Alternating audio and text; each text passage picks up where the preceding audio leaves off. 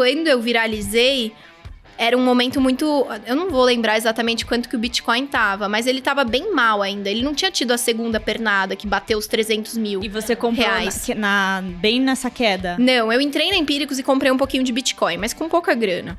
Aí, perdeu 60%. Foi na hora que eu viralizei e fiz uma brincadeira no Instagram falando Bitcoin é uma bosta. E virou manchete. Cara, Só que tudo que a gente fala é Cara, a capacidade, né, que a Bettina tem de falar as coisas no timing. Porque não é falar besteira às vezes. Falar uma besteira jovem, tá? A gente fala um monte de besteira. Mas a sua capacidade de acertar o timing...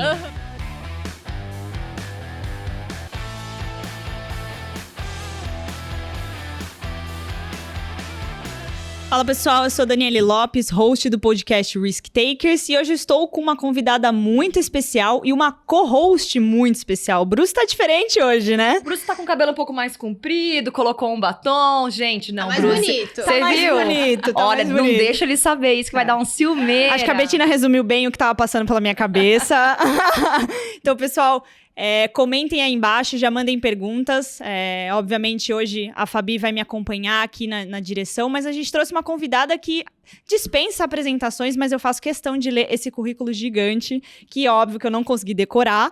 Então, vou pegar minha colinha aqui. A gente tá com a Bettina Rudolph, copywriter, master e influenciadora. A Bettina se tornou referência principalmente quando fala de finanças e investimentos. Claro que hoje ela usa o alcance do Instagram para falar de vida pessoal, de emocional, de educação financeira. Ela também fez um curso, a Jornada Milionária, que teve aí mais de 70 mil alunos.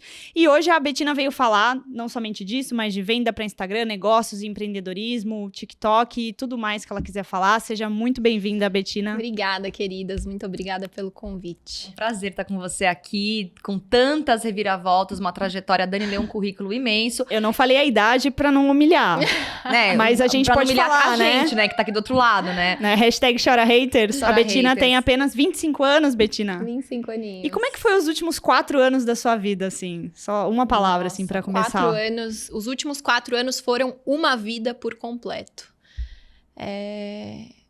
Os últimos 4 anos foram resumidos em assim, eu saí do Sul, onde eu tava morando com os meus pais há 6 anos, com uma faculdade fraca, acabada, tava recém-formada, queria seguir a vida de professora de dança, mas eu tinha o sonho de voltar a morar em São Paulo, né? Na verdade, eu nasci e cresci aqui em São Paulo. Aos 15 anos, a gente foi morar no Sul, em Santa Catarina, por problemas financeiros. E passei 6 anos lá, fiz faculdade de administração lá. E com 21, 22 anos, eu saio de lá e volto a morar em São Paulo para trabalhar na Empíricos com investimentos. Mas assim, cheguei com uma mão na frente e outra atrás, não sabia nada. Eu tinha o sonho de trabalhar lá e ser analista um dia. Eu queria, de fato, trabalhar com investimentos, mas eu não sabia nada, eu não tinha nada no currículo. Então, o que eles me propuseram de vaga era no marketing, né? No copywriting, no departamento de copywriting para ser copywriter. E eu não sabia o que era.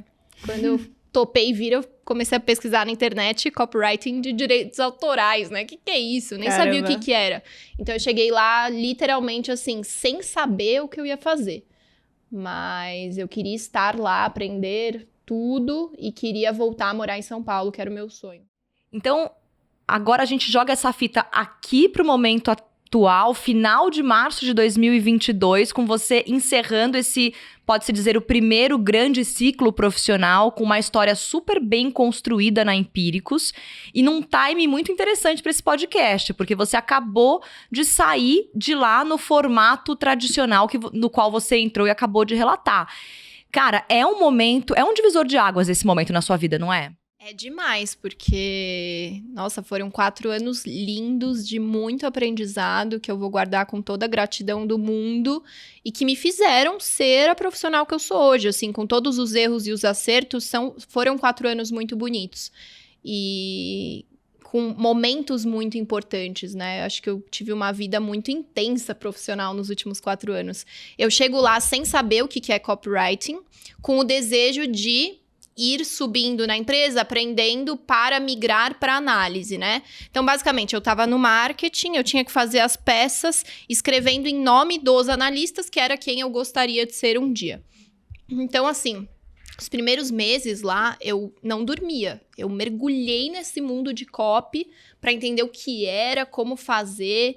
Foi assim, eu morava lá no centro de São Paulo, pegava ônibus, metrô, então era 1h30 para chegar na Empíricos, passava o dia inteiro na Empíricos, eu era a primeira a chegar, ficava até umas 8 horas da noite, voltava, chegava em casa exausta, lia mais, fazia curso, porque quando você chega lá é uma escola, né, de copy, então tem que fazer curso, tem que ler alguns livros, tem que ler muito material da própria Empíricos, até você criar uma cabeça e entender o que é um copy, porque não é algo que ninguém aprendeu em nenhum curso, nem mesmo jornalista não sabe o que é copy, né? Sim. É um novo mundo.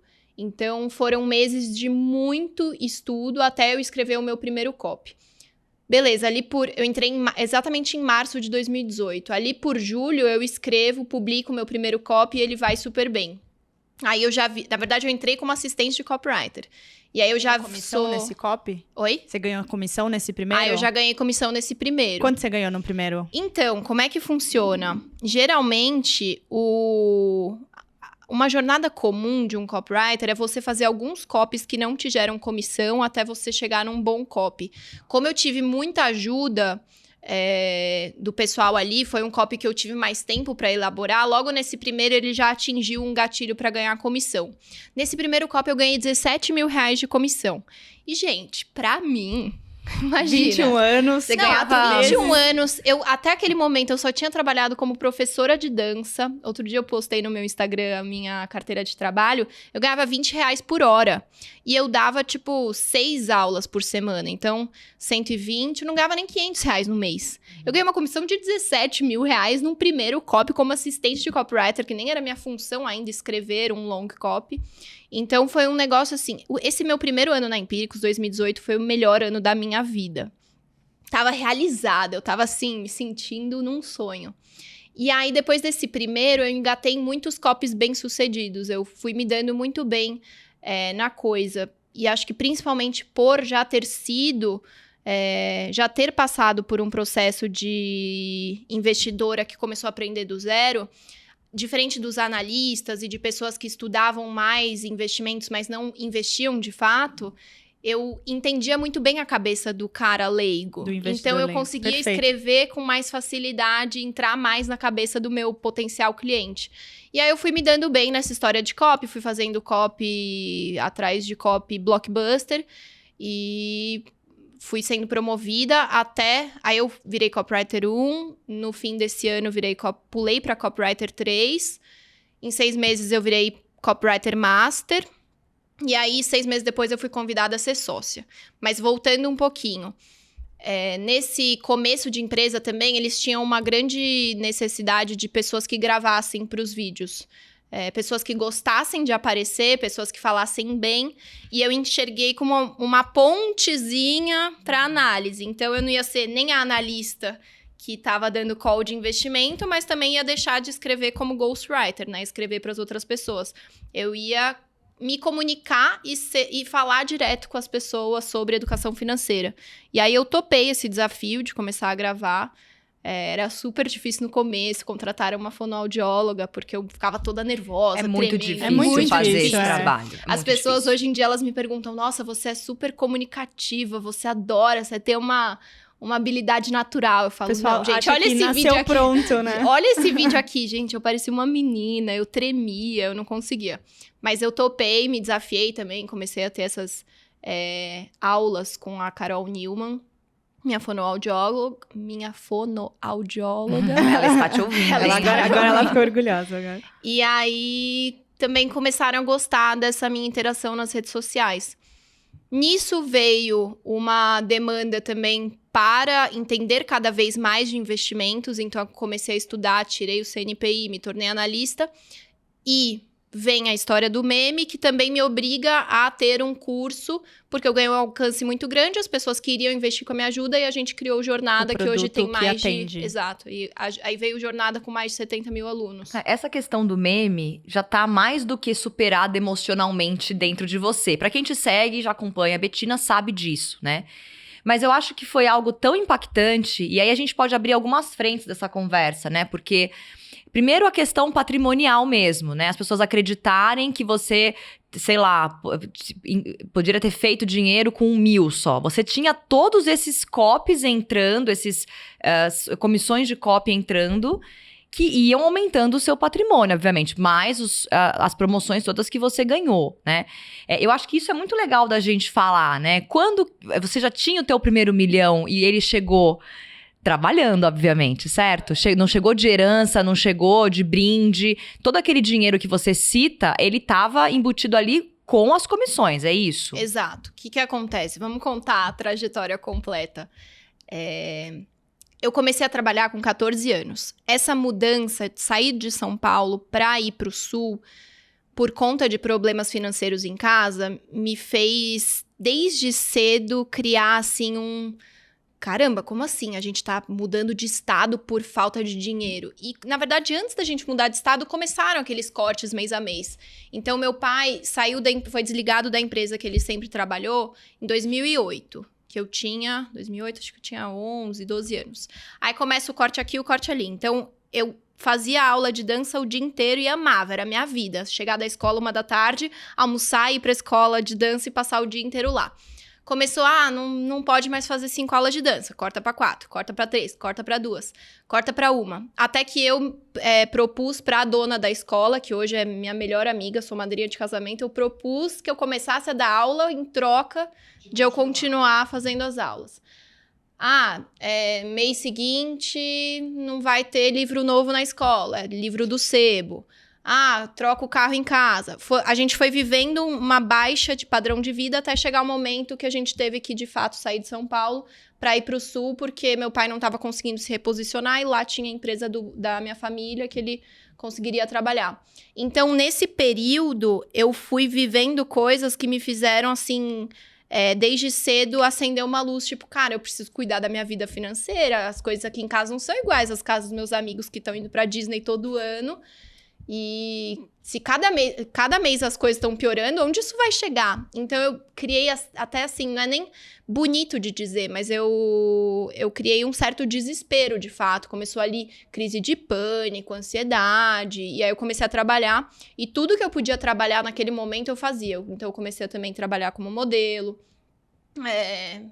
importar roupa da China e fazer brechó no Instagram, tudo que pudesse fazer eu fazia. Fui recepcionista, eu panfletei na rua, eu lembro da minha mãe brigar comigo, que ela achou que ela tava me levando num lugar pra eu ser modelo, e não, eu tava indo pegar o panfletinho pra ir no ponto de ônibus panfletar. Então eu criei um desespero por guardar dinheiro. E aí eu passei dos 15 aos 18, 19 anos guardando dinheiro, eu não gastava muito essa grana. E aí, os 18, 19 anos, eu já tinha uma graninha guardada. Gente, pouca coisa, tá? Tipo, coisa de 4, 5 mil reais. Mas você juntou ao longo de anos, né? De pouco em pouco. Aos 19 anos, o meu pai me deu uma grana que ele tinha guardado naquela poupança de criança, sabe? Você começa... O pai coloca 100 reais por mês desde que é criança. E aí, com 19 anos, esse dinheiro liberou. Eram 35 mil reais. Na época, eu acho que daria pra comprar um carro. Hoje não com certeza daria, Betina. Hoje você não compra nem uma charrete. Não compra nem as 2 rodas Você da não compra frente. nenhuma bicicleta hoje em dia das boas. Essa poupança era pensando se a gente conseguisse entrar numa faculdade pública para ganhar um carro de presente e se a gente entrasse numa faculdade particular para pagar a faculdade. E, no fim, eu não entrei numa faculdade pública, mas também o meu pai acabou pagando minha faculdade, então ele deu esse dinheiro e falou, e aí, você quer fazer o quê com esse dinheiro? Você quer comprar um carro? Eu falei, não quero comprar um carro, eu quero começar a investir, vou juntar com essa graninha que eu tenho, porque é meu pé de meia, se qualquer coisa acontecer é o que eu tenho. E aí eu começo a investir com 19 anos, no momento que eu conheço a Empíricos e que eu tô fazendo a faculdade de administração. Você investiu em quê? Naquele momento, 100% em microcaps. Caramba! Caraca, Betina! Exato. E aí, pra quem não sabe, né, só pra contextualizar, você tem diferentes capitalizações no mercado, né? Então, ações como, por exemplo, Petrobras, Vale, uma liquidez maior, porque são empresas muito grandes. Quando você vai descendo o nível da capitalização, ou seja, a negociação, o tamanho das empresas, né? Pensa numa padaria pequena na esquina e uma rede de padarias, né? Tem muito mais segurança você colocar dinheiro na rede de padarias. A Betina, super nova, pegou a grana dela e colocou nas ações de mais alto risco possíveis, assim, né? Aquelas que possivelmente não se provaram, grande chance de virar pó ou serem adquiridas, enfim, tem bastante risco aí. Claro que a relação risco-retorno é boa, né? Então, poderia ser uma porrada de milhões também se ela acertou. Se acertou... E foi isso que aconteceu, porque assim, só começando aqui a minha defesa, eu não fui tão louca, por quê? Obviamente, quanto maior a empresa, tende a ser menor o risco, menor a volatilidade até. Uma empresa pequena, ela ainda está se provando, ela provavelmente vai passar por muitos processos até inorgânicos, né, de serem adquiridas, enfim. Mas, se ela já está listada em bolsa, não é que a gente está investindo na padaria da esquina. Um filtro. A gente só usa aqui para explicar para as pessoas mais leigas. Mas se ela já está listada em bolsa, ela já passou por inúmeros processos e a gente tem muito pouco... na história da Bolsa Brasileira ou de qualquer outra bolsa, não é comum muitas empresas irem a zero, né? Então, eu sabia que, assim, eu colocando meu dinheiro em microcaps, de 20 que eu coloquei, eu sabia que não ia passar de 5 empresas que não dariam certo, assim. 10 iam ficar no 0 a 0, só que as 5 que dessem certo, elas não iam só dobrar. Elas não iam só pagar a conta das restantes que não andaram. Elas iam dar muito. E foi o que aconteceu.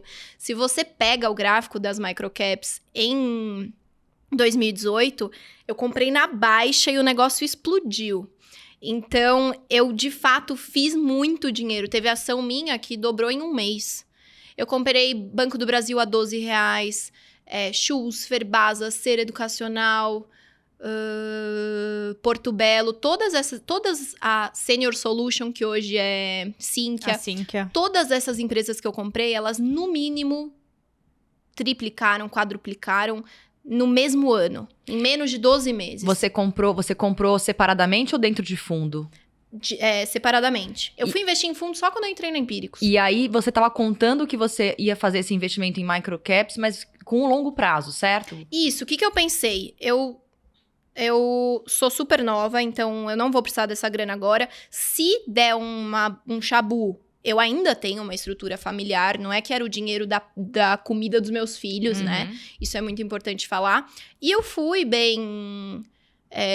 inocente, assim. Eu conheci o negócio, peguei a grana, coloquei lá depois que eu fui entender de investimento, claro. Entendeu? Eu comecei investindo e depois que eu fui entender. Mas algum guia ali te guiou pra um negócio bom, né? Eu tava vendo as coisas da Empíricos e seguindo as indicações deles. O bom é que você usou a carteira toda, né? Imagina se algumas eu coloquei pessoas... 20, 30 ações. Algumas pessoas pegam uma carteira de 20, 30 ações, compram as 2 primeiras e aí perde o patrimônio e, enfim. Exato. É uma estratégia muito melhor você fazer isso. Diversificação, pensamento de longo prazo, e o único princípio que eu digo que são os 3 mais importantes, o único que eu feri foi a alocação, né? Que eu coloquei 100% em ações, e depois, só quando meu patrimônio começou a ficar mais relevante, que eu fui migrando de perfil, e hoje eu sou muito mais conservadora do que eu era no passado. Mas o meu pensamento... Já era a nossa próxima pergunta. Exato. Como é a Bettina hoje com dinheiro, né? Porque, assim, você passou em um período que praticamente te trouxe gatilhos de escassez, né? Meu Deus, se eu não guardar, vai faltar. E hoje, acho que dá pra gente falar disso num próximo momento, você construiu linhas de negócio, né? Hoje você é uma empresa. Como a Bettina faz a gestão dos investimentos hoje, né? Se você quiser abrir ação, pode. Se quiser falar da carteira que você segue, enfim. A gente quer saber qual é a cabeça da Bettina quando ela olha pro dinheiro dela. Tá. Quer que eu fale agora já? Manda bala. Eu acho que sim, acho que é o que as pessoas querem saber. Agora, só um PS, né? Muito interessante o que você falou. Começa com ações, até não com tanto conhecimento assim, e hoje que você tem um patrimônio bem robusto, você já tá diferente no quase pensamento. no bilhão, gente. Gente, pelo amor de Deus. As pessoas vão assistir, vão achar que fica até o final que ela vai falar qual é o patrimônio final lá no final, entendeu? Quanto a Bettina vale hoje, né? Porque as pessoas também, elas ainda não conseguem olhar a real diferença do investimento, da construção de patrimônio e da construção de valor dentro de uma empresa, né? Por isso que eu falei, hoje você é uma empresa. Então, dá pra falar de milhões, dá pra falar de bilhão? Dá! Né? Você viu, existem empresas que construíram com marcas bilhão, né? Um valor de bilhão se for vendida hoje. Então é super possível. Mas vamos por partes, que tem muita coisa aberta aí, a gente quer saber. Vamos falar um pouquinho de como você enxerga os investimentos hoje. Porque com certeza você mudou a sua estratégia de investimento algumas vezes ao longo desses anos, desde os 35 mil mais os 4, 5 que você tinha, até o que você tem hoje, imagino, né? Então, quando eu comecei a investir esses mais ou menos 40 mil, eu coloquei 100% em microcaps. Aí começo a estudar, aí eu entrei num momento muito bom que o negócio subiu. Aí, obviamente, gente, você coloca 10. Em 6 meses o negócio virou 20 e você nunca ouviu falar de bolsa na vida, o que eu criei na minha cabeça? Gente, uma mina de ouro. Bolsa de valores é o caminho para você ficar bilionário. Ficou fácil minha vida. Minha vida é só isso agora. Então, até o momento que o negócio vem e começa a estagnar, até vir uma crise, que veio o Wesley Day. Opa! E aí, eu tava na faculdade, abriu o mercado às 10 da manhã, eu comecei a chorar, de fato. Aí você começa a passar por uma curva de aprendizado e amadurecer o seu olhar, né, para as coisas. Então, foi assim, eu comecei mega agressiva, veio o Wesley Day, eu vi minha grana derreter em questão de 1 minuto. Foi o primeiro momento e o primeiro aprendizado como investidora. Eu não sabia que podia ter um chabu, né? A gente, até que aconteça, a gente nem cogita que aquela coisa existe. Eu achei que era só coisa linda acontecendo. E aí você começa a entender a interferência do mundo, do Brasil, da política. Você começa a entender que não é só aquela empresa entregar lucro no longo prazo. Ela entregando lucro, a ação tende a acompanhar esse crescimento. Mas no curto prazo vai ter muito rumor, vai ter muita notícia, vai ter guerra, vai ter eleição, vai ter muita discussão que pode mudar bastante o preço dessas ações. Então, esse Wesley Day foi bem marcante para mim e naquele momento eu vi que não dava para ficar 100% em ações. E aí eu começo a diversificar, esses 30 já tinham virado 70. Pouco tempo depois, eu acho que o Wesley Day foi em 2018, né? Sim, mesmo com a queda... Não, 17, né? Wesley Day. Não foi 18? 17, Foi 17. Eu estava fora do país, me lembro muito bem. Não estava de plantão na TV, obrigada por esse momento. Então, eu comecei a investir, hein? Isso foi... Wesley Day foi em maio de 17, pelas minhas contas. 8 de maio, né? Isso. Tá, então eu comecei a investir em que ano? Nem lembro. Provavelmente um pouco antes, né? Primeiro ano da minha faculdade era 2013. Gente, tô doida. 2018 eu entrei na Empíricos. Tô doida aqui na linha do tempo. Você começou a investir bem antes, né? 2013, bem antes da 2014. Empíricos. Não, desculpa. Entro na faculdade em 2014 e começo a investir no fim de 14. Então, no Wesley Day, você tinha quase 2 anos, 3 de bolsa. Então eu volto. Pego o gráfico de microcap em 2015, bolsa 35 mil pontos. Perfeito. Linkei errado. 2018 é quando eu entro na Empíricos. Então, aí os 30, 40 mil viraram 70. Veio o Wesley Day 2 anos depois. Primeiro aprendizado. Começo a ser mais conservadora. Entro na Empíricos em 2018 com um patrimônio de tipo 150, 200 mil reais. O que pra mim também já era algo muito máximo, assim, e que veio só de ações. 21. Só que o que acontece? Sem renda. Então eu não me considerava uma pessoa, né, abastada, porque eu não tinha renda. Eu ganhava R$500 por mês. Você tinha colocado aquela grana, deixou ela lá.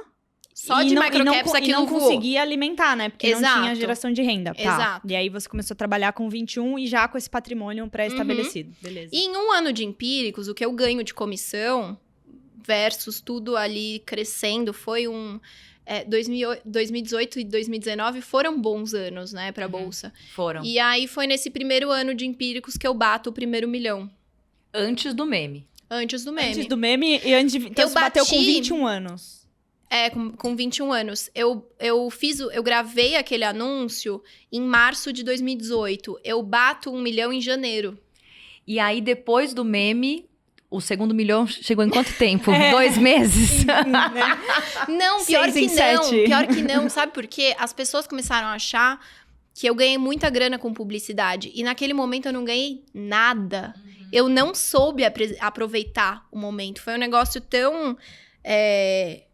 traumático, e eu fiquei tão preocupada com a imagem da Empíricos e o que eu tava colocando em risco, que eu não fiz nada daquilo, assim. A gente foi pra geladeira, eu nem apareci mais em nada, eu não fiz nenhum contrato naquele momento, eu não fiz nenhuma publicidade, eu não ganhei R$1 com aquele meme. Com o meme, eu não ganhei R$1. Óbvio que hoje você olha pra trás, por causa dessa história, que eu tenho... Ficou mais conhecida. Exato, Mas com o meme certeza. te trouxe os seguidores, né? Você Sim, já tinha o Instagram. eu tinha 10 mil seguidores antes do meme. Eu já Caramba. tava começando a falar de finanças. E aí, de 10 mil, foi pra 500 mil. 500 mil. Depois de Olha o tamanho 500 do mil, alcance. voltou pra 300 mil. Quando passou o burburinho, todo mundo deu unfollow, porque eu não tava aparecendo lá. E aí, eu começo o trabalho de formiguinha pra voltar pra... Agora, acho que daqui uns 2 meses, a gente bate os 500 mil de novo. Pra você Mas- ver como é difícil essa construção, né? A construção real, com base real, que é o trabalho que você aproveitou os seguidores que entraram, que óbvio que você tinha que ter aproveitado, mas você construir 200 mil em cima de 300 pode parecer fácil. E não é, ainda mais falando de um tema que é ainda muito espinhoso. Por mais que pessoas estejam se interessando por dinheiro, investimento e tudo mais, empreendedorismo e tudo mais, é muito difícil, né? E você... É muito difícil. E a maioria dessas pessoas que entraram com essa temática, porque hoje você fala de outras coisas. Não, e muita gente com querer ver a polêmica, né? Tudo bem, com certeza. Muito interessado É o naquilo. palco Então, só, né? Não era audiência fiel. então passou um mês, ninguém mais estava falando daquilo. A pessoa se desinteressou. Hoje mas ficou uma galera que eu Nem fui imaginaria. construindo uma relação e hoje o negócio é muito robusto. Então, naquele momento, eu não ganhei nada de grana com o meme, com o Instagram, nada disso. Essa história de ser influenciadora mesmo começou no ano passado. E hoje você já tem uma audiência muito fiel a você, né? O filtro já foi feito. E como que tá a sua vida hoje, assim? Você ganha no Instagram, tem a sua empresa, tem a Ai, gente, Empíricos. calma, mas eu ainda nem contei do meu patrimônio hoje. Pois é, Ai, gente, gente, o patrimônio da Não, Bettina. então, aí, desculpa te Não, mas cortar, é legal, bem lembrado. mas a As gente- fontes sim, e sim. como é que Exato. você olha, Tá, assim, né, pro tá. dinheiro. Então, aí começou essa conscientização de necessidade de focar em alocação. Quando eu comecei a ganhar grana de fato na Empíricos e quando eu já estava entendendo muito mais de investimento, entendendo todos os riscos, entendendo todas as necessidades e entendendo que um portfólio resiliente no longo prazo, ele caminha muito melhor do que um portfólio 100% em ações. As pessoas... Elas cometem a falácia de dizer assim: eu não me importo com volatilidade, tudo bem por mim ter 100% em ações, estou pensando em longo prazo. Mas os estudos já mostraram que o portfólio que, na hora de uma crise, ele tem um seguro para diminuir essa queda, eles vão performar melhor no longo prazo do que o portfólio 100% em ações. Então, começa uma consciência disso e de covariância negativa, né? Quando a bolsa cair aqui, eu vou ter dólar que vai subir, eu vou ter opções que vão subir, eu vou ter... Alocação enfim, internacional, alguma coisa que... tech cai, eu vou ter velho investing, começa esse pensamento um pouco mais sofisticado. E aí eu começo a criar uma carteira multimercado. Quando eu entro na Empíricos, eu não posso mais ter ações. Então, tudo sim. que entrava, eu começava a colocar em fundos de investimento de ações. Começo a investir fora do Brasil. Hoje eu tenho 30% do patrimônio fora do Brasil. Começa uma grande diversificação em busca de um portfólio muito mais resiliente e robusto. Que, inclusive, agora, passando por todas as crises que a gente passou desde então... ele segue performando muito melhor do que a média aí, sei lá, não vou nem falar CDI, né? Mas enfim, não sofreu tanto com a bolsa que ano passado foi uma tristeza. E aí começa a investir em Bitcoin também. Olha, vamos chegar nessa parte, Nossa. hein, dos investimentos nas criptos. Bitcoin é uma coisa muito engraçada, porque quando eu viralizei, era um momento muito... Eu não vou lembrar exatamente quanto que o Bitcoin tava, mas ele tava bem mal ainda. Ele não tinha tido a segunda pernada, que bateu os 300 mil. E você comprou reais. bem nessa queda? Não, eu entrei na Empíricos e comprei um pouquinho de Bitcoin, mas com pouca grana. Aí, perdeu 60%. Foi na hora que eu viralizei e fiz uma brincadeira no Instagram falando Bitcoin é uma bosta. E virou manchete. Cara, Só que tudo que a gente fala é Para a impressionante, capacidade né? que a Bettina tem de falar as coisas no timing, porque não é falar besteira às vezes. Falar uma besteira jovem, tá? A gente fala um monte de besteira. Mas a sua capacidade de acertar Sim. o timing, eu fico fenomenal. impressionada, Bettina. É impressionante. Então, aí eu faço um stories falando Bitcoin é uma bosta, perdi 60%. Só que depois eu falo, gente, brincadeira, então, o que é? Eu não sei o que o Bitcoin é, mas eu acho que tem que ter, tanto é que eu tenho. Mas com pouca grana. Mas que ninguém continua... prestou atenção no resto, né? Ninguém Só... prestou atenção no resto. Óbvio que não. E aí vai a manchete ao ar, Bitcoin é uma bosta. E a partir de então, o Bitcoin ele começa a se provar um pouquinho mais resiliente. Não acho que hoje dá pra gente cravar que Bitcoin é o futuro, eu não tenho essa opinião. Mas ele começa, né, a ter uma trajetória mais bacana, notícias bacanas, desde 2019. E eu começo a aumentar bastante minha posição. Você tá hoje comprando eu tenho... desde 2019. Hoje eu tenho 10% do patrimônio em Bitcoin. Você acertou microcaps e Bitcoin. Então, Exato. deixa, não, eu não acertei 10, Bitcoin. 10 números aí eu não na acertei mesa. Bitcoin, eu acertei AXS, que eu ganhei, tipo, Axie Infinity. 2.000%. Foi o maior ganho da minha vida, foi numa criptomoeda, Aí AXS. você colocou uma boa grana lá? Coloquei. E aí veio o 5º milhão. Não, a gente e já aí- pegou o e aí- meio. Quantos milhões que a gente já tá aqui? Quantos milhões vocês acham que a Betina tem Não, hoje? Anota aqui no Gente, comentário não, quantos milhões não. vocês acham que já entraram até esta parte da história. Não dá pra falar Brincadeira, assim. Não, tô estamos brincando, mas brincando. vai, eu coloquei 50 mil em AXS, o negócio porrou, só que depois deu uma bela correção. Então, vai, de Mas 50 mil é mil, bom. o resultado final com a XS é uns 400 mil. E aí eu Caralho, vendi, ótimo, já baixei bastante. Hoje eu tenho 100 mil reais em Mas AXS. é muito difícil você saber, assim, Não, bater os não. 2.000%, né? Foi surreal. Na verdade, se bate E bateu 200%, as pessoas já querem vender, né? Exato. Só Então, que não bateu sabe. 10 mil. Bateu 10.000% desde a indicação do pessoal lá de cripto da Empíricos. Só que eu não comprei desde o início, eu comprei depois. Então eu peguei 2.000, já deu uma bela corrigida. Nem sei, nem vejo mais, mas eu vendi bastante. Por quê? Porque agora eu comprei uma casa. E aí vem outro momento de Betina investidora. Eu sou muito, assim, defensora da ideia de que você tem que ter uma responsabilidade em construir, plantar primeiro, e você tem que também colher, porque a vida não é só sobre acumular. Então, eu sempre defendi que com imóvel, que é um sonho nosso, quem não tem o sonho de ter sua própria casa, nunca conheci alguém que fosse, né, de fato desprendido, eu queria ter minha casa, eu falava, eu vou comprar quando ela representar menos de 30% do meu patrimônio. Assim como eu acho que o aluguel também tem que representar menos de 30% do seu salário mensal.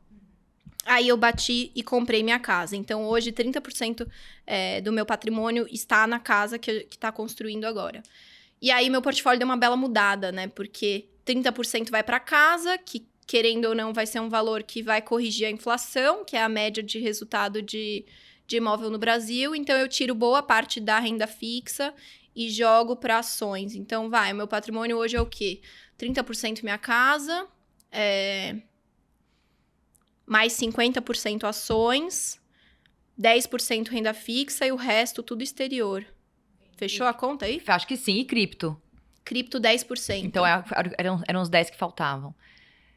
50, 50 10, 10 ações, e 30. 30 minha casa, 10 Bitcoin. Bitcoin não, várias criptos, eu tenho umas 15 criptos.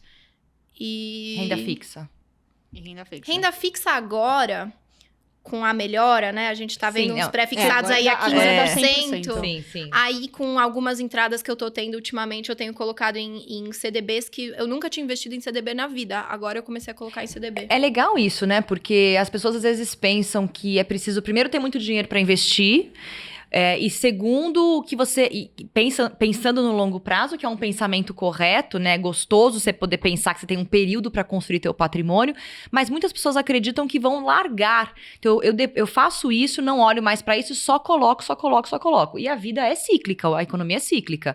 Por que não aproveitar esse momento, por mais que você goste de estar super exposta em ações, a Dani, eu também gosto, por que não aproveitar esse momento para aumentar o patrimônio na renda fixa? Não tem nada de errado nisso, né? E as pessoas, às vezes, até por não entenderem que podem mudar de estratégia, né? Parece que você não pode mudar de estratégia no meio do caminho. E você tá me falando ao contrário. Você resolveu comprar sua casa, você realocou o patrimônio, renda fixa tá colocando um pouco mais, nunca comprou um CDB, tá comprando agora.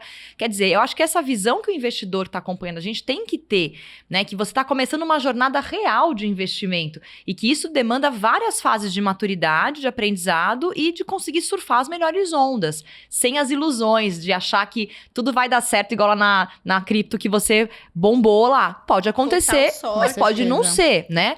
Deixa eu só fazer a correção Vamos lá. pra Betina não virar meme, porque como você tá usando valores aproximados, o pessoal vai encher o saco, né? Então, seria de 40 a 50 em ações.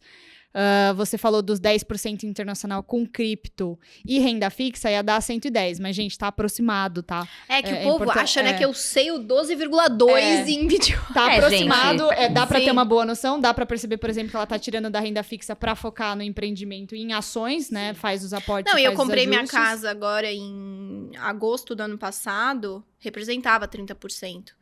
Mas agora eu vendi minha participação, então entrou mais grana, meu patrimônio cresceu, com certeza essa participação diluiu.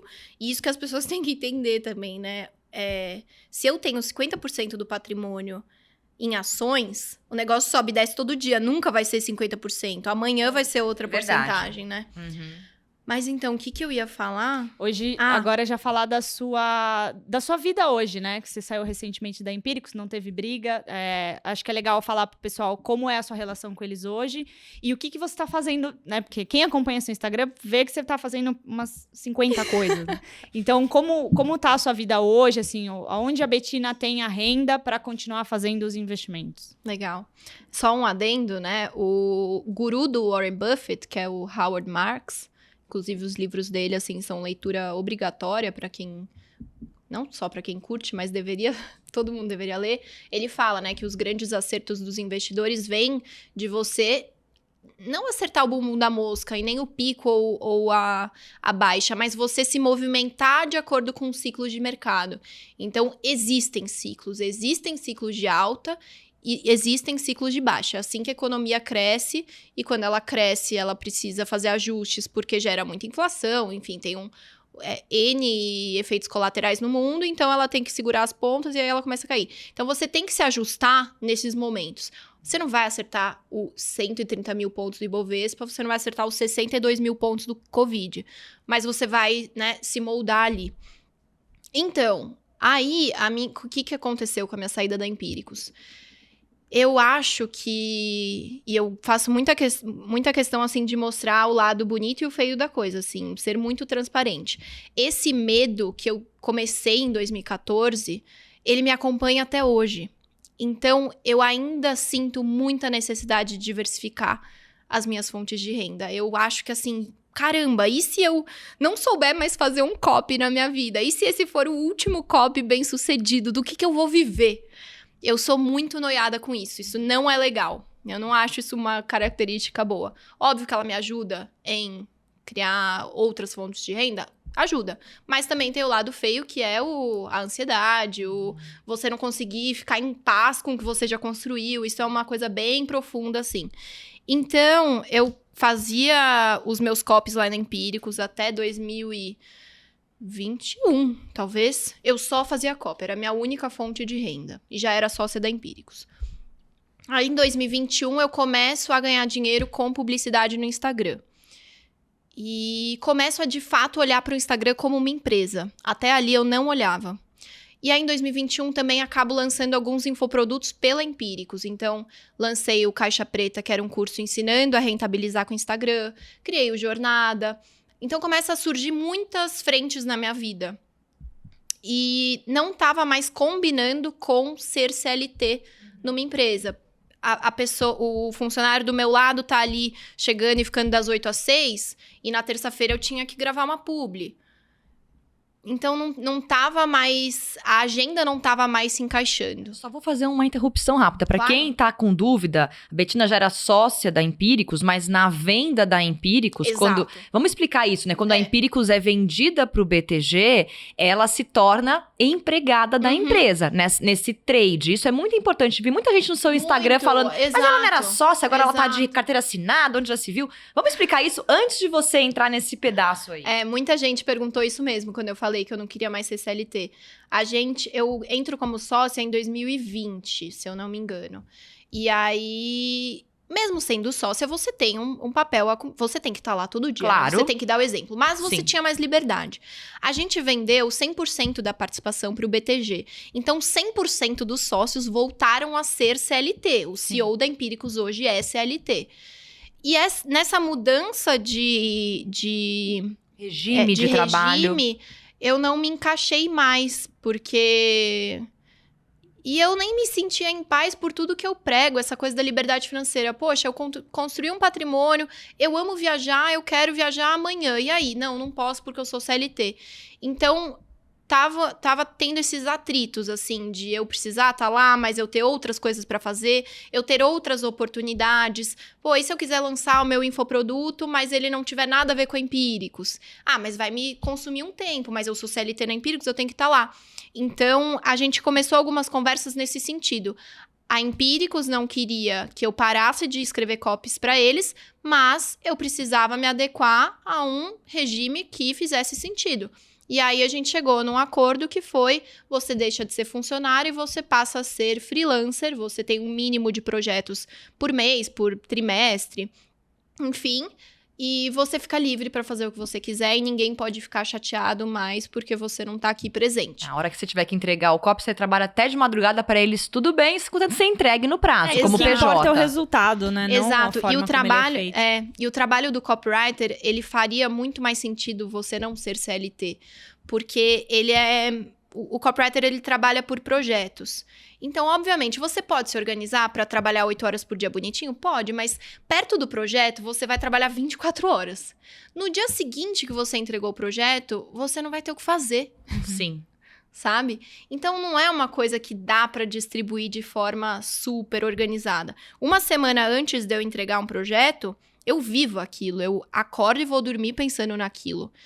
Entreguei o projeto, deu tudo certo ali, vendi, entregou os e-mails de disparo, vendendo aquele próximo projeto nos próximos 3 dias. Até você ter outro projeto, são 10 dias que você meio que... Ah, beleza, você vai pesquisar, você vai começar a pensar no próximo, você vai ficar de olho no mercado, você vai... Mas não combina com estar 8 horas por dia lá, entendeu? Sim. E aí eu queria viajar, eu conheci Paris e me apaixonei por Paris. Betina em Paris, essa nova... Vai ser um Netflix aí. Já tem várias Betina temporadas, in né? Paris. E aí foi isso, assim, a gente super respeitosa e educadamente e amigavelmente, a gente conversou, chegou nesse acordo. Foi muito difícil, porque eu amo aquela empresa, eu devo tudo que eu construí a eles, assim, eu estive ao lado de pessoas brilhantes que, cara, não tenho nem palavras, eu entrei lá uma menina, eu saio com, de fato, uma empresa minha. Então, foi muito difícil, mas eu sentia que eu precisava tirar a terceira perna que eu tinha criado na minha vida e andar com 2 pernas. E aí a gente fez esse formato freelancer para continuarmos juntos, mas de um jeito que fazia mais sentido para os dois. E aí, agora, o que eu tô fazendo? Eu tenho que continuar entregando esses copies para eles, mas eu queria explorar um pouco o mundo do marketing digital. Na Empíricos, eu era só copywriter, então a mágica acontecia. Eu escrevia o texto, entregava na mão do vídeo, eles gravavam, tudo acontecia, a página estava no ar, estava tudo funcionando lindamente. Agora eu quero entender como esse universo funciona para tanto lançar outras pessoas quanto lançar infoprodutos meus. Então, em 2 semanas que eu tô como autônoma, eu tive que aprender sobre tráfego, eu tive que aprender sobre como subir uma página no ar, o que tem por trás de uma página, tive que entender de Hotmart, tive que entender... Assim, eu tô tendo reuniões com pessoas para entender o universo, entendeu? Você saiu de uma única etapa agora e você vai passar a fazer todo o processo. Na verdade, eu quero estudar todo o processo. Então, eu tô lançando 2 pessoas antes de me lançar. 2 pessoas que nunca lançaram, pessoas pequenas que querem começar pequeno, não querem colocar muita grana ainda, pra nós todos aprendermos juntos e eu conseguir, depois, sei lá por junho, lançar um primeiro produto meu. E aí, paralelo a isso, óbvio, porque eu sou obcecada, eu não consigo passar um mês sem gerar renda, então eu também tô fazendo algumas consultorias. Então, eu tô fazendo de tudo um pouco. Aí as pessoas me perguntam, né? Ah, qual é o segredo? Você faz tudo meia boca. Tô brincando. O feito é melhor que perfeito. Nossa, esse é o lema da minha vida, assim. É que depende o que você considera meia boca, né? Eu tô brincando, né? Óbvio, porque né? você já tem tanta expertise, né? Em copies ou em outras coisas, até nas publis que você tem feito, que às vezes parece uma coisa que você Parece sabe fácil. que poderia ser super, ultra, mega, ainda mais profundo. Quando eu comecei a dar curso para executivo de como falar em público, eu falava, mas como que eu vou vender isso daqui. Só que aquilo que era a minha vida, que já era orgânico pra mim, a maioria das pessoas não Pra sabem. pessoa não é óbvio. Nunca é O que óbvio. é óbvio pra você não é óbvio pro outro. Mas Então esse é esse o nosso meia papel, boca né? tem a ver com isso, né? Assim, é meia boca, mas assim, o resultado entrega, o cliente fica satisfeito. Não, um exemplo bem, Né? bem claro, assim, disso. Eu já tinha vontade de... na Empíricos eu escrevi mais de 80 copies, eu fiz mais de 30 lançamentos, mais de 500 e-mails, mais de 500 anúncios. Mas eu tinha muita vontade de ter o meu infoproduto. E aí, o que eu fiz? Como, obviamente, eu não ia criar nada de finanças, nada que a Empíricos fizesse, eu criei um clube do livro. E a primeira edição foi em... Foi no ano passado, não foi não? setembro ou outubro, Sim. que a gente começou. Durou 5 meses, porque eram 5 livros. Você lê o livro comigo e tem uma live no fim. E no fim desses 5 meses, tem um encontro presencial que vai ser agora, em maio. Por causa do coronavírus, a gente colocou pra maio. Então, era pra ler livros sobre a vida, assim, assuntos aleatórios. Inteligência emocional, alguns romances. Teve um de finanças, mas o povo não gostou muito, enfim.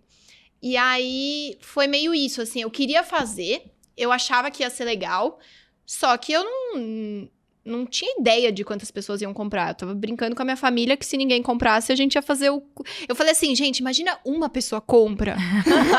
Como é que eu vou entrar numa live com uma pessoa? Aí eu falei pra minha mãe, pra minha avó, pras minhas amigas, eu falei, gente, pelo menos amor de 20 Deus, pessoas, a entrem gente na entra live na ao mesmo roda, e aí finge que vocês não me conhecem. Aham. E no fim foi super legal, vendeu pra 200 e poucas pessoas. Mas assim, eu não tinha estrutura de pagamento, foi no Pix. Aí eu me lembro que deu uma dor de cabeça essa questão do receber e tal. Nossa. É que nesse caso específico você tava criando um projeto novo, era uma aventura. Era uma aventura. Sim. Então, assim, foi feito, foi muito legal. As lives foram muito legais. Eu já encontrei um pessoal, a gente tem um grupo no WhatsApp. O pessoal amou. Mas não foi perfeito, porque foi no Pix, foi um negócio manual de receber o comprovante, libera... Nossa, gente, foi uma loucura. Testou, Mas né? deu certo. E agora a testou gente e deu. vai... e agora dia 11 de abril vai ter a segunda edição. Linda. Nossa, tô assim... Depois que a gente faz o primeiro projeto, Nossa, que a gente morre, não dorme, tem gastrites, cai o cabelo e tudo mais, o próximo parece... Mas pra gente tá tão fácil esse próximo, por que Tá será, muito né? fácil. Porque é o treino, né? Quantos copies você falou que você fez na Empíricos? Mais de 80. Então, provavelmente os últimos eram muito Eles mais são fáceis. muito melhores, né? E tudo, na verdade, é um processo, né? Você vai testando, vai lapidando, vai ajustando para entregar resultado. Isso do copywriter que você falou, a gente percebe principalmente na pandemia, as pessoas vieram muito pro digital, né? Quem não trabalhava com isso veio pro digital. E eu vejo bastante as pessoas tentando carreira em copywriter. E eu sempre me questiono, você enxerga hoje o copywriter uma oportunidade? Ou você acha, assim, que é um mercado que já tá extremamente saturado? Não, muita oportunidade. Porque exige leitura, né? Exige leitura, exige pensar. Não, é a minha visão, tá? Tá, Assim, se não, hoje então. eu tentasse ser copywriter, o que eu entendo que eu teria que fazer? Cara, você tem que estudar muito. Estudar muito sim. Acho que assim, 99% dos copywriters falam que para ser um bom copywriter, você tem que gostar de ler, você tem que ser curioso, estudar sobre diversos assuntos, e você tem que gostar de escrever. Eu não gosto de ler, eu gosto de escrever, e eu não sou muito curiosa, não, com a vida dos outros, assim, tipo, as coisas acontecem no mundo, eu fico sabendo 3 dias depois, e todo mundo me zoa, fala, que mundo você vive, Betina? Eu não sei, eu não vejo as coisas, eu não sou tão curiosa. Pra mim, um bom copywriter, ele é uma pessoa nata em argumentação. É aquela criança que consegue dobrar os pais, sabe? Que tem a respostinha pra tudo. Isso pra mim é o bom copywriter. Então, nisso eu sempre fui boa, assim, as reclamações da escola pra minha mãe era que eu tinha respostinha pra tudo e que eu deixava a professora sem argumento. Eu ficava, mas por quê? Mas essa pergunta aqui tá... Sabe quando eu anulava a questão em prova? Eu era sempre a que fazia anular. Então, pra mim, um bom copywriter, ele tem que ser muito bom em pensar o que você tá pensando e já te entregar a resposta e não te deixar ter objeção. Entendi. Mas você acha, então, que tem muita, assim, dá pra ser um copywriter, mas as pessoas não estão fazendo o suficiente, talvez, porque... Não, eu acho que estão. Acho que vai crescer muito. Acho que não tem nem... É que eu acho que essa nem construção, a construção dessa argumentação que a Bettina tá falando, eu entendo assim, ela exige, além de livros e leituras, ela exige uma profundidade, uma conexão, uma leitura do que o outro gostaria. É isso. E de como eu vou construir essa argumentação para captar a atenção do outro. Então, eu acho que uma certa mais talvez uma sensibilidade é a palavra do copywriter. Coisa... Todo bom copywriter, ele tem que ter uma sensibilidade de saber o que falar antes e o que falar depois. Como organizar as ideias de argumento. Exato. E mais do que tudo, entender a cabeça das pessoas. Então, eu acho que assim, se eu tive algum mérito como copywriter na Empíricos, foi ter sido a leiga que teve que aprender do zero os investimentos. Muitos dos meus colegas copywriters, eles começaram a investir depois de entrar na Empíricos e depois de muito tempo sendo copywriter. Então, eles escreviam sobre algo que eles estavam estudando, eles não estavam vivendo. Eles começaram a viver depois. A profundidade é diferente. Né? Exato. Então, eu já estava como há 4 anos aprendendo a investir. Eu sabia quais eram os medos das pessoas. Eu sabia o que as pessoas queriam, de fato. Né? E eu acho que é muito interessante isso, porque talvez quem tá acompanhando esse podcast, é um podcast que fala sobre tomada de risco, depois eu queria entrar na questão do desconforto que você ainda sente, que acho que dá pra gente falar um pouco disso, mas as pessoas têm uma ilusão de que existe talento e que talento se basta. Tudo é construído, né? Mesmo a questão você fala, eu não sabia falar no vídeo e depois eu aprendi, né? Com a fono e com os testes e mais testes. Eu não sabia ser copy. Eu tive um bom professor ou bons professores e eu fiz não sei quantos vários copies até o primeiro que deu certo, sei lá. Então, assim, tudo é aprendizado. Mas eu não sou uma pessoa que sou tão sensível. Existem formas de você desenvolver qualquer coisa se você entender o caminho que você precisa pegar. Para você ser bom em algo, o primeiro passo é ser ruim nisso. E tudo bem ser ruim e fazer... E a mesma coisa com os investimentos. Não conheço ninguém que começou a investir e não foi picado por alguma ilusão em algum momento de eu vou dar aquela porrada. Quem nunca passou por isso, talvez não começou a investir de fato. E depois entendeu, errou e entrou no caminho e falou, não, peraí, existe um caminho para a construção disso.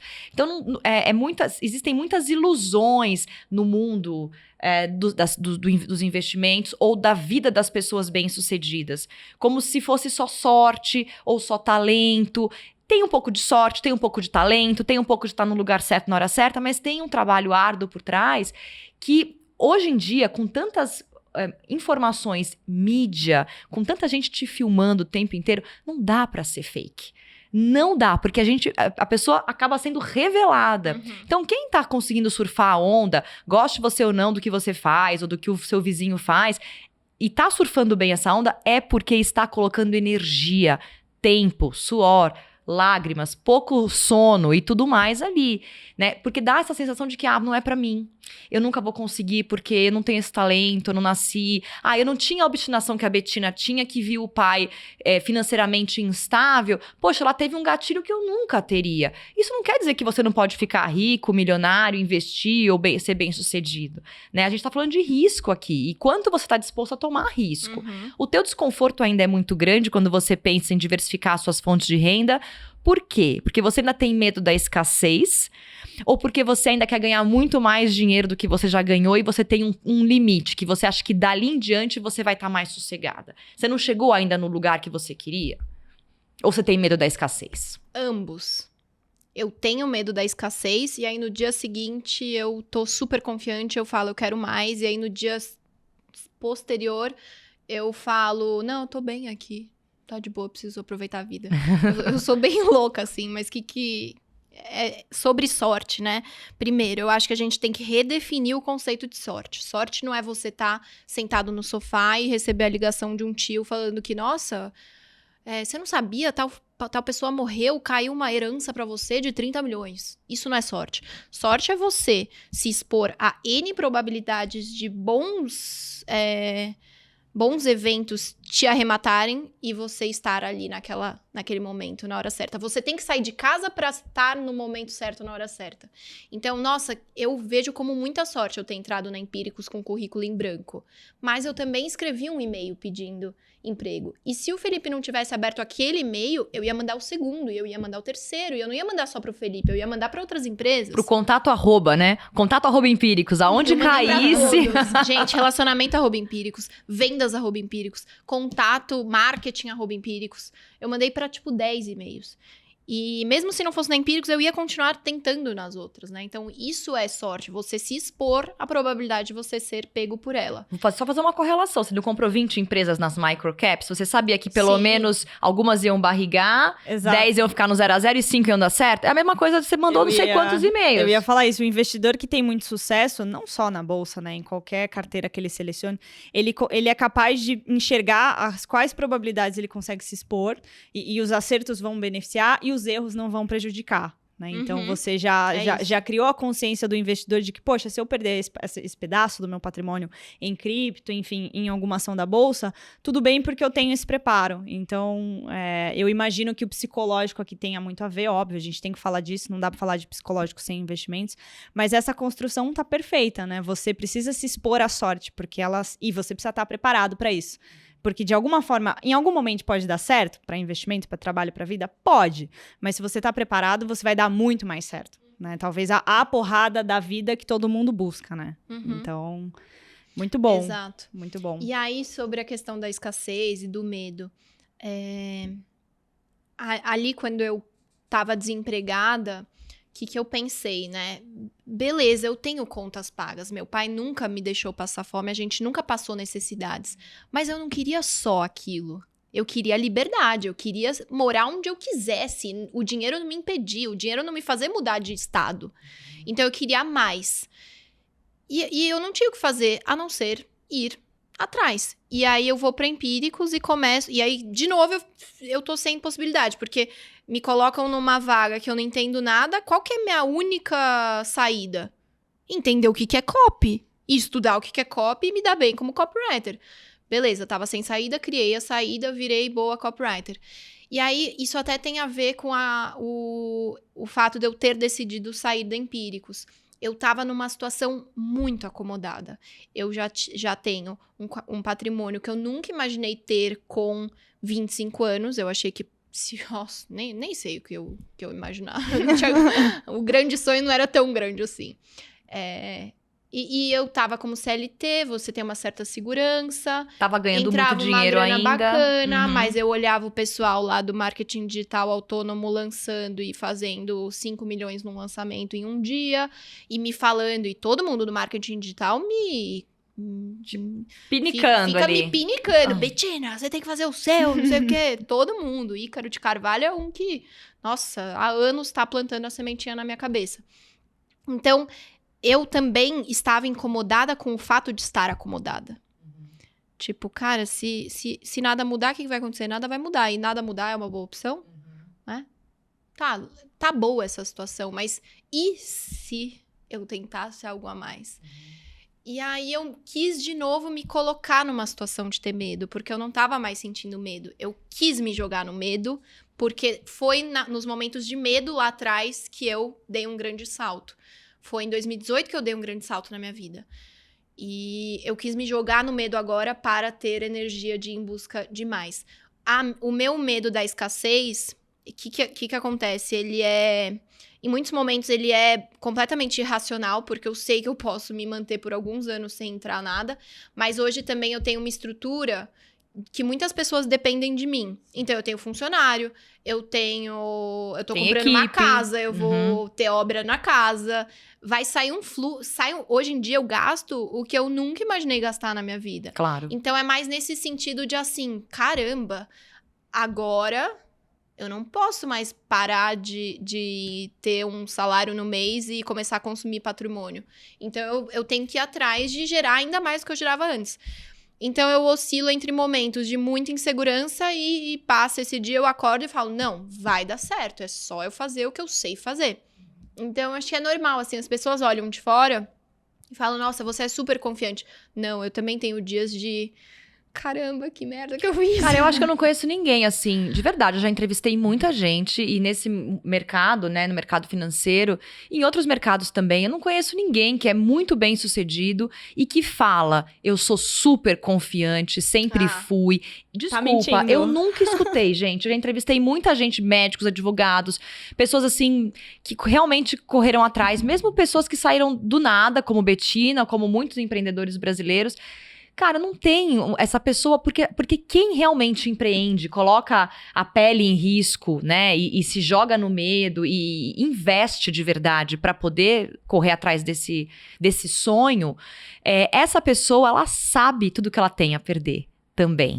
Ela sabe o que ela tá deixando pra trás. Ela sabe que a carreira dela lá, como copy, era boa, estável, poderia ficar lá por muitos anos, ou até, quem sabe, um dia virar sócia do BTG, nunca se sabe, poderia acontecer outras coisas, né? Mas você sabe que existe algo que vai te movendo sempre pra frente. Eu também entendo isso de você estar muito acomodada no mesmo lugar, porque é muito jovem, 25 anos, tá em tempo de gastar a sola de sapato, tá em tempo de gastar energia ainda, muita, sabe? Quando chegar na minha idade, eu nem vou falar aqui, vai estar um pouquinho mais cansada, mas assim, já vai estar com um patrimônio bem legal. Então é isso aí, eu acho que as pessoas são muito preguiçosas às vezes.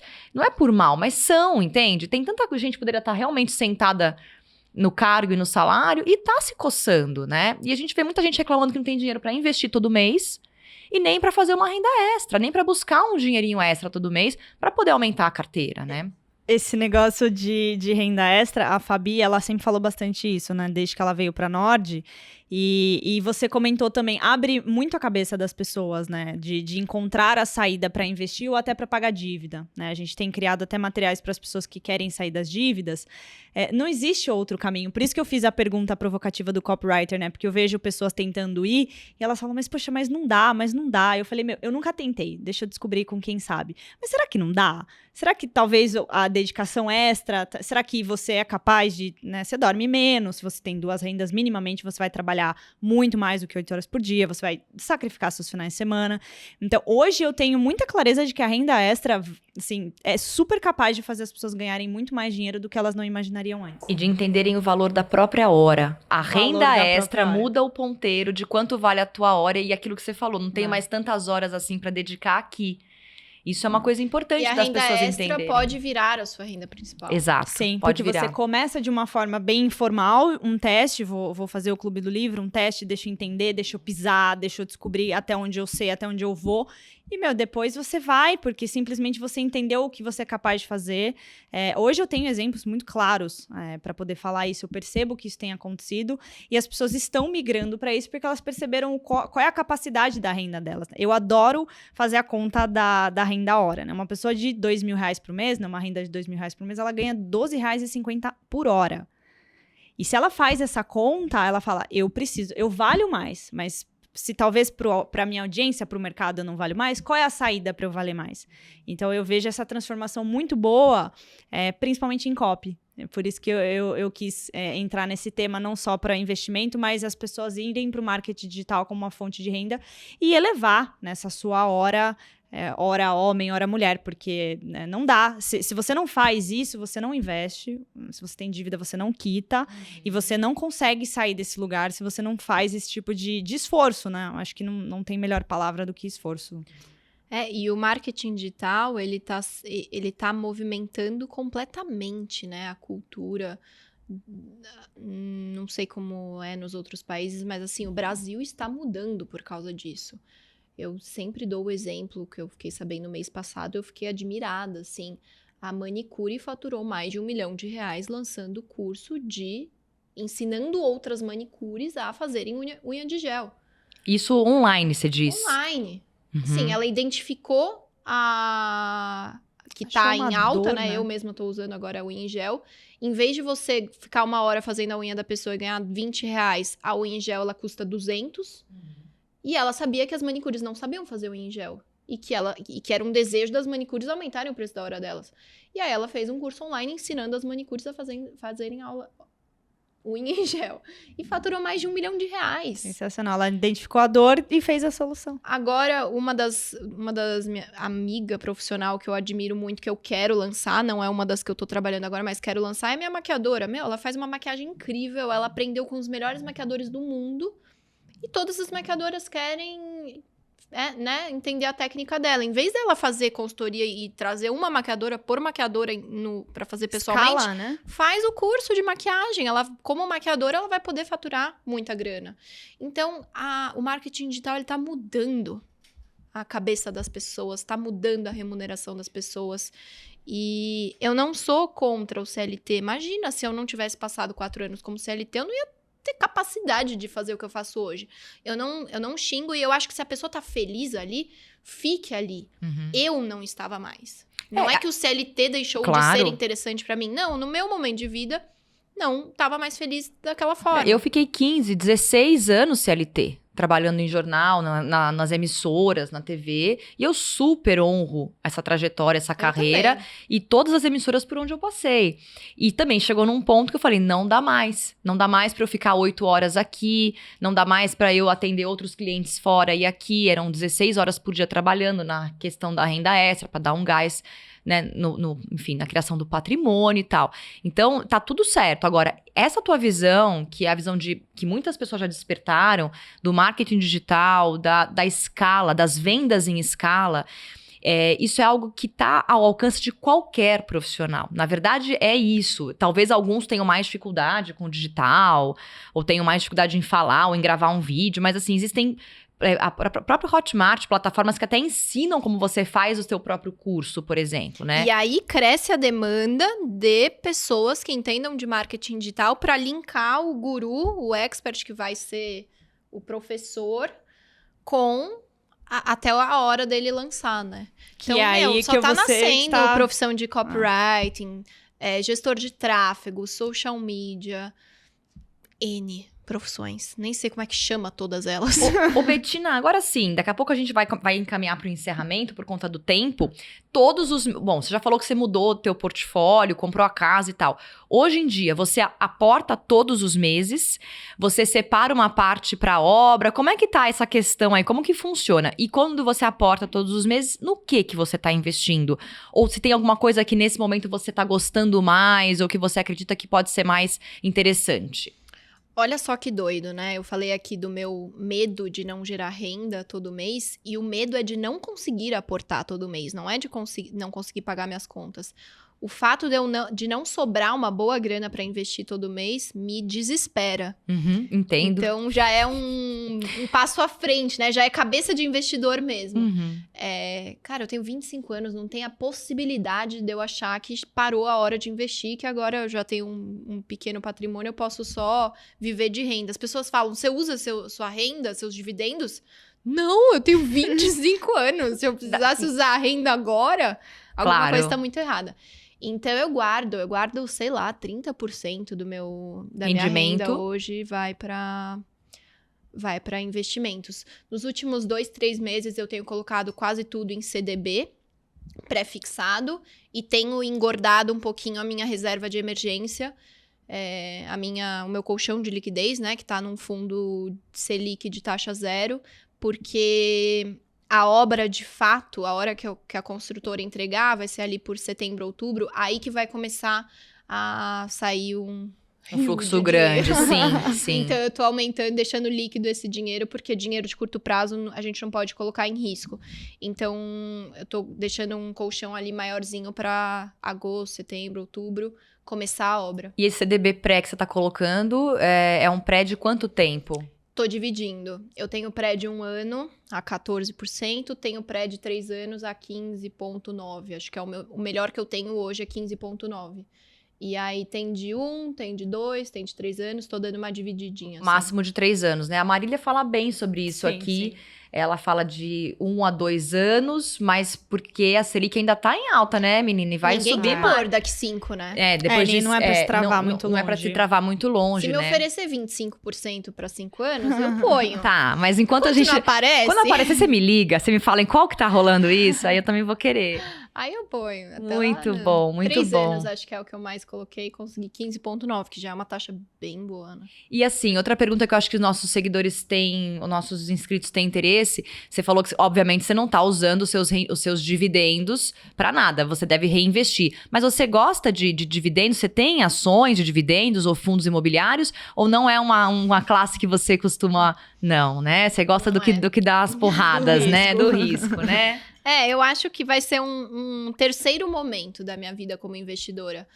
Fazer uma migração de criptoativos e microcaps para ativos melhores pagadores de renda e de dividendos, num momento que eu chegar ali a um número aqui que eu tenho na cabeça. Chuta aí no comentário que número que é esse que vai fazer a Betina aposentar e viver de rendimentos. Não, mas é muito louco isso, né? Porque eu achava que as pessoas se aposentavam e eram muito ricas com R$1 milhão. Uhum.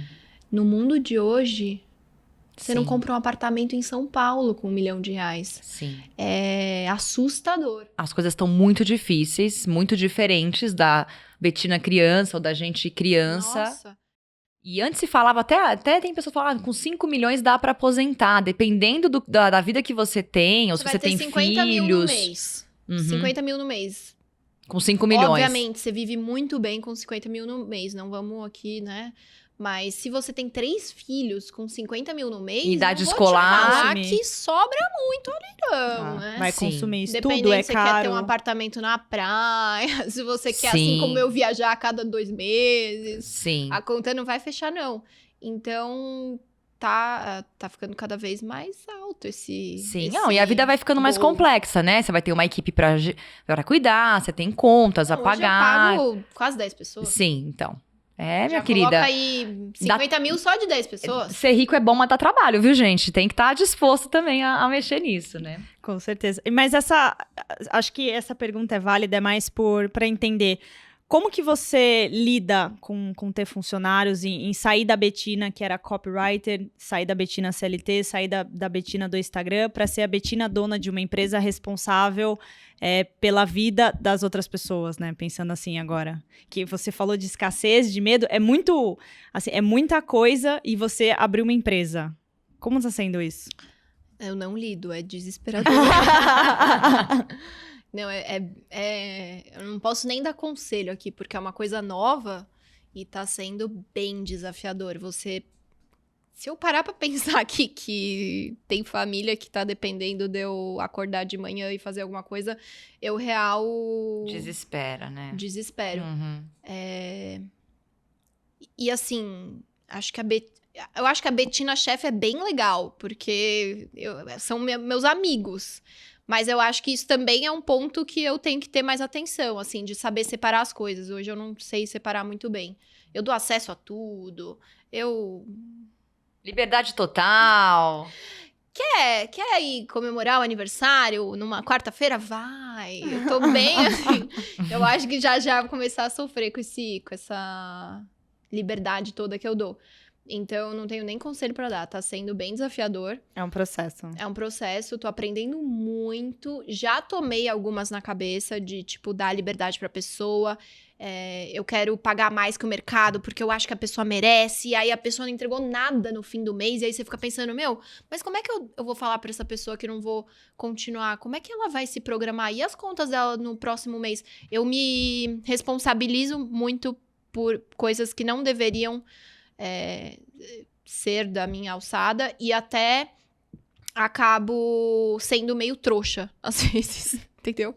Então eu tô aprendendo nesse papel que eu acabo de assumir, eu ainda não tenho muito o que contribuir. Beleza, mas temos para próximos capítulos, então, Boa. né? Porque a construção da empresa dentro do marketing digital é um processo bem interessante. Vai ser bem legal a gente falar sobre isso num segundo momento. E as pessoas no marketing digital, elas não querem ser CLT. Então, tem gente que eu contratei que eu nunca encontrei pessoalmente. É muito O mundo doido mudou, isso. né? Muito. Exato. E elas não estão 8 horas da manhã ali no celular, elas podem me responder só à tarde. Então é outra dinâmica que eu tô tendo que aprender até onde eu posso cobrar, até onde eu não posso, o que é esse novo mundo, o que esperar disso, qual que é a curva. Uma coisa que é muito louca, assim, você contrata a pessoa, até ela começar a entender o que você espera dela, já foram 3 meses. É uma curva. Então, isso mesmo. de repente, você tá frustrado com ela no primeiro mês, só que não deu tempo ainda dela entrar no seu universo e entender o que você queria. Eu, pra fazer o primeiro copy pra Empíricos, eu entrei em março, eu fui entregar o primeiro copy acho que em junho, julho.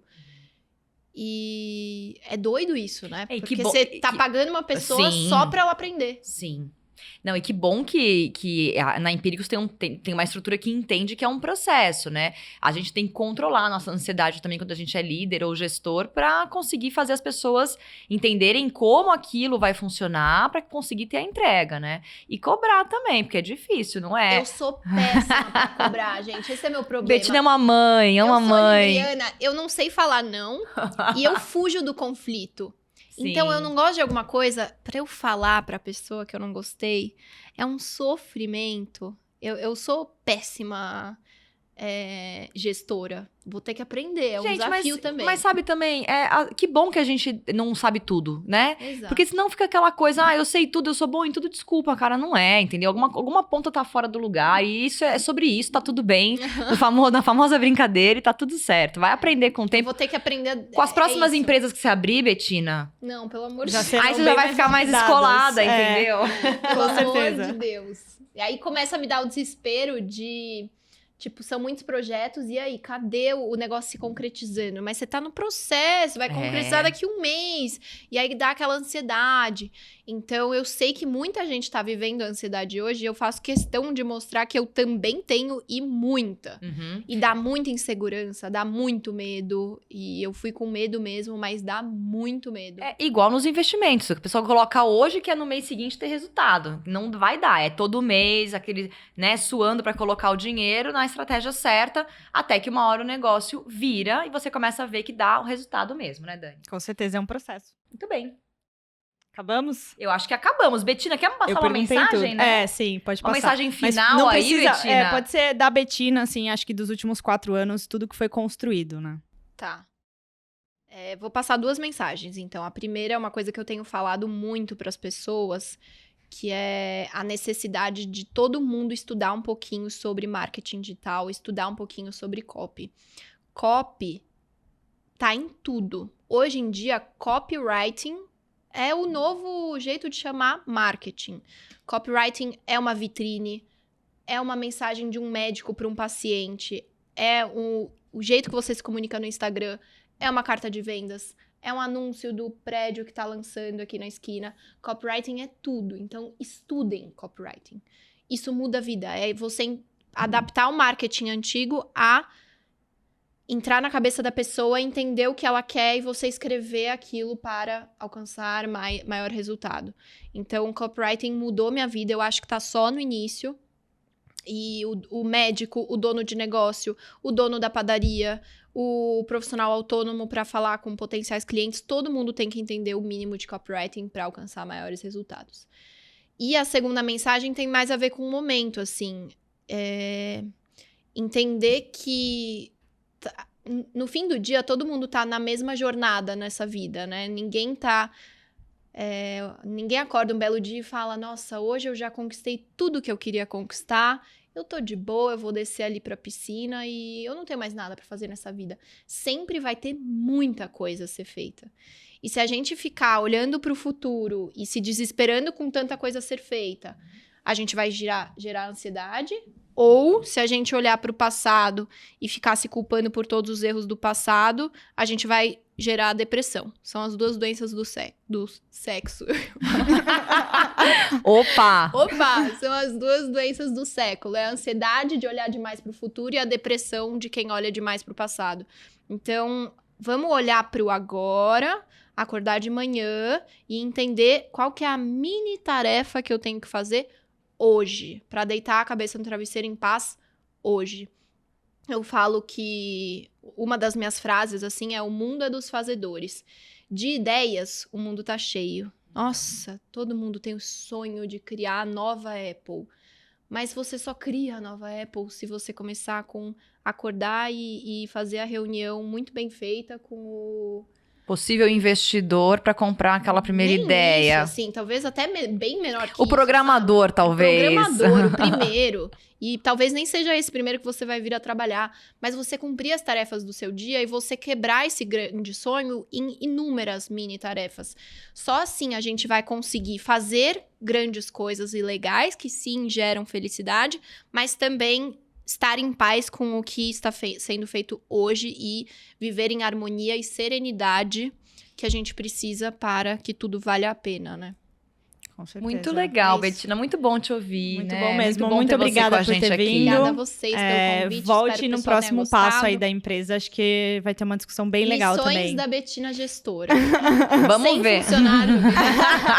Sem funcionários, 5 5 filhos, empresas marido, cachorro, papagaio Nossa, nem me fale. e uma Aí franquia em Paris. Aí junta 2 cachorras e uma casa pra cuidar, gente, Ah, eu é. enlouqueço. Aí É um é que a gente desafio. nem entrou no mérito de ser mulher, né? Mas aí a gente Nossa. deixa pra numa Minha próxima... casa é aí um a gente caos. ficaria mais umas 3 horinhas. Isso que você tem ajuda todo dia, né? Tenho. É uma loucura Graças mesmo. a Deus eu tenho um anjo em casa. Porque mas senão é loucura. é loucura mesmo. Esse aí é um podcast de 3 horas. Se você quiser, a Nossa. gente faz. E posso falar mais uma mensagem? Então, já que a gente entrou nesse mérito, eu não sou muito de ficar falando, tipo, ai, mulher, vítima. Eu não curto muito o lado da vitimização. Mas existem, sim, questões sociais históricas que fazem a dinâmica da mulher no mercado de trabalho ser muito diferente e muito desafiadora.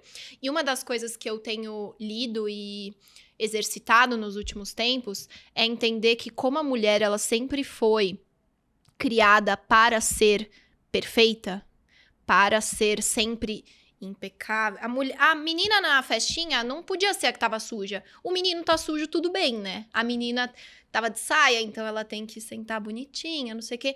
Então a gente cresce com essa necessidade de ser perfeita. E aí, o que isso piora na nossa vida profissional? Nós, mulheres, partimos para perfeição ou nada. Eu prefiro não fazer do que fazer mal feito. E os homens, eles lidam muito melhor com fazer as coisas da forma como podia dar. A gente é muito mais perfeccionista.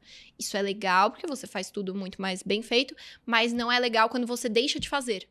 Ou quando você sofre muito no processo, nas angústias, ou pode entrar A gente numas sofre piras. muito, a gente se consome muito por coisas desnecessárias, ou a gente não faz por medo. Verdade. Então, quando você não faz por medo, você acaba ficando no relacionamento seguro, você procura um emprego seguro, você fica querendo uma vida segura, né?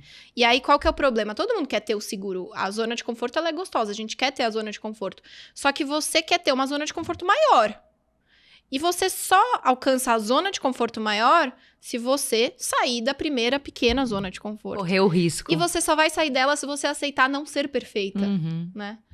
Então, isso é um dos grandes aprendizados, assim, dos últimos meses. Entender que eu tinha muita necessidade por ser perfeita e a gente acha que... A gente fica ouvindo, não dá pra ser perfeita. A gente fala, tá bom, mas eu vou ser. Mas eu consigo. Eu aham. vou. É, isso Eu é, vou ser. é Dessa uma vez é cilada diferente. bem Aham. complicada, né? E aí, o Clube do Livro, todo ferrado e caseiro, foi o primeiro grande passo, assim, que eu dei topando não ser perfeita e foi super legal. E aí, Uhum. você começa a aceitar não ser perfeita. Sim. A vida não é toda redonda. Ela é do jeito que se E dá. que bom que E ela que não bom, exatamente. E que bom. Pô, que legal ter você aqui, Bettina. Fiquei feliz que você aceitou o nosso também. convite. E por acaso, estou eu aqui conversando com a Bettina. O Bruce, infelizmente, não pôde estar aqui hoje. Então, também agradeço ao Risk-Takers pela chance de estar frente às câmeras, nos microfones também. Obrigada, muito Dani, viu? bem-vinda. Foi muito bom. Obrigada a você, Fabi. Obrigada, Bettina. Obrigada, E brigadão, queridas. pessoal, pelos comentários e inscrições. E até semana que vem. Tchau, gente. Tchau, tchau.